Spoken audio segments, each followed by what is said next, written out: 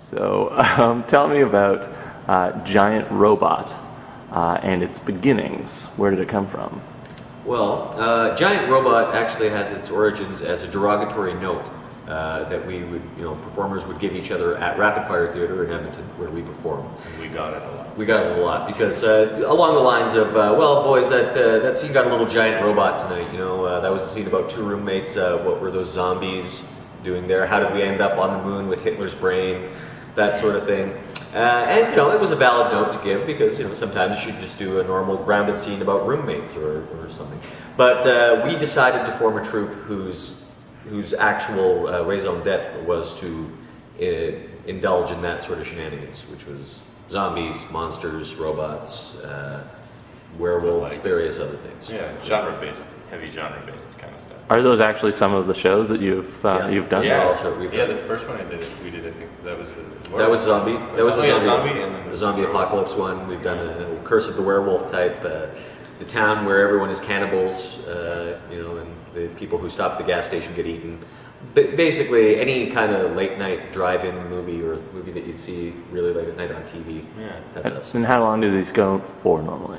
Generally, about 45 minutes. Cool. Yeah. Where does the source material for this all come from with you guys? How do you know these different genres? Internally? Yeah. We're just all the crap we've ever watched in our life because Yeah. we're both geeks essentially. Yeah, Mark's a huge comic book nerd, and I'm a big movie nerd, and he's also a big movie nerd, and I read a comic or two. I out-nerd you 2-1. Yes, you do.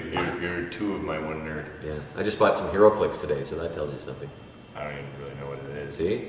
He's half the nerd I am. So what would you say is a film that best represents the kind of work that Giant Robot does? Bill? Oh, a single film? Like one movie? Yeah, well, Oh. I was going to ask Mark you a question of comics, but Bill, how about for films? Well, One movie that was somewhat Giant Robot.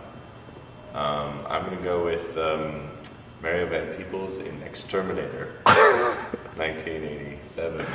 Wow, all right. And how about comic books, Mark? I will say Giant-Sized Man-Thing, because that's the funniest comic book title of all time. And that's a real one, Giant-Sized Man-Thing. Wow. What brought you to your passion of improvisation then? Other than Dungeons and Dragons, Bill? I started doing it in high school because I was watching Mark and Dana Anderson do Dynasty, and I thought that looked pretty wicked cool fun. So we started doing our own show at lunch hours in high school. And then I met Mark on a short film that I produced and directed. And Mark said, "You're funny, come do a show." And now... And then he did. Exactly. Now. It's just been more shows. So, And that's why the sky is blue. Where did you get involved with improv first then, Mark? Actually, first, it wasn't through high school. Like I never did CIG or theater sports or anything like that in high school because my high school actually didn't have a drama program, and I had to take art by correspondence. Because you grew up in the middle small, of nowhere. at a very small town, Sedgwick, Alberta. Yeah, I drove through it. good times, but there was no drama. So it was when I first moved to the city and I started doing some sketch comedy, and my directors, Three Head Trolls in a Baggie, suggested doing improv as a way to write sketch and to use as a tool in writing sketch, and I liked improv a lot, so I stuck with it, and I do a lot more improv than I do sketch these days. It's less work. It's less work. It's about laziness, ultimately. Yeah. No, and the ephemeral beauty of improv. Yeah. What is it about the improvisation? I've heard a lot of different people talk about improvisation. What it within it draws them to it. What is it about improvisation that draws you guys to it? I think it's energy. Specifically with Giant Robot, we end up dealing a lot of archetypal stories. So we kind of go, oh yeah, we know this one.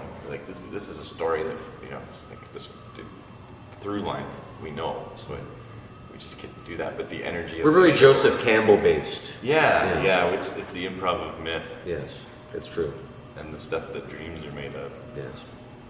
So it's it's your laziness and that you love Joseph Campbell that brings you to improvisation. Well, I make jokes about the ephemeral beauty of improv, but there is something actually. It's just neat about it that we do it once, and the people that were in the room get to see it, and Ultimately, I mean, you know, people have recorded improv with varying degrees of success, but It's like Kaiser Soze. yeah, even when you do manage to record it, there's something about being in the room when it happens that makes the live experience different. Yeah. And performing it is the same. So you've traveled quite a bit, both as Giant Robot and the company Rapid Fire Theater, where Giant Robot came from. Yes. What are some of the places that you've traveled to? Oh well, Berlin. We've both been Berlin, there. Yes, yes. though not at the same time. No, not at the same time. And I've toured around Germany as well, doing some smaller centers, Heidelberg and Göttingen, and several other towns on that tour. I've been to Just for Laughs, Vancouver, all across Canada, and the States. To Hannah, Alberta. Hannah. We go to small towns in Alberta quite a bit. And we've both been to, and at the same time, the World Domination Improv Tournament down in Atlanta. And Atlanta is one of our favorite destinations. Awesome. For the beef and the pork. Having been to Europe and the U.S., what makes, if there is anything, and Hannah, which is a whole other place, but what is the difference of Canadian improvisation to those other countries, or is there a difference? You know, I'd like to say that I think every time we've done a show, there's a certain dynamic and a fun charm that Canadians have that we really just kind of enjoy ourselves. We're quite relaxed. Specifically from Edmonton, we sort of got raised on be charming in your improv. You know, people will just be like, yeah, it's pretty good. Getting by on charm. Yeah, really. You can get really far being a bit charming. That's a big Canadian thing, I've noticed. Yeah. That's how we averted World War III. I'd say yes. In the North American versus European, the European groups they tend to be a bit more arty. They tend to be more arty. Yeah, and they don't speak as much English. They don't speak as much English. Which I Actually, think no, their makes it English really is usually arty. better than ours. Yeah, that's true. They know bigger words. Yeah. They pronounce them all weird. Do you have a favorite place to play as Giant Robot or as Rapid Fire? Well, there is Atlanta, and while the crowds there are awesome, and the theater company Dad's Garage, they're excellent hosts, and it is largely for the barbecue that we're there. We're about the side benefits. Yeah, we like the food. Of where we perform.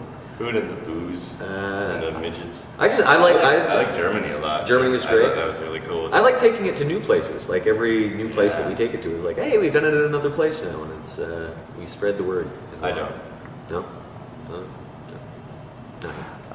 Is there anything that you would like for improvisers in Canada to do more of? Jetpack bits. More jetpacks. I think that those can be used sparingly, but we differ on that. Every show. Is there a motto for Giant Robot?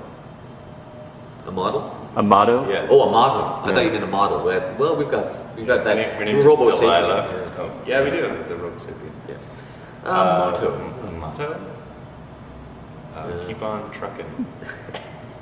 That's just a shirt that Bill wore one time at a show. But Yeah, I think it spoke. I think it spoke to him. I think the audience, as soon as the show started, they went, yeah, maybe he's right.